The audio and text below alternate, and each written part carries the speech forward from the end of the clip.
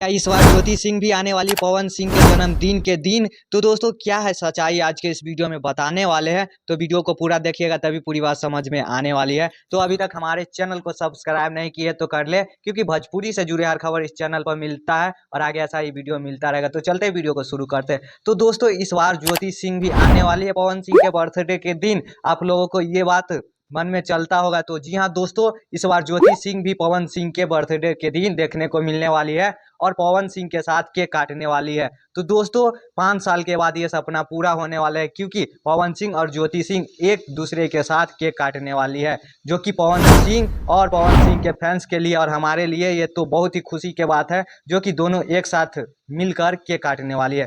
तो दोस्तों अगले साल खेसारी लाल यादव भी आए थे पवन सिंह के बर्थडे के दिन, और इस साल भी आने वाला है, जिसके जानकारी प्रियांशु सिंह ने लाइव वीडियो में दिए थे। आज के इस वीडियो में इतना ही छोटे से अपडेट, तो मिलते हैं नेक्स्ट वीडियो में। तब तक के लिए बाय बाय, जय हिंद दोस्तों।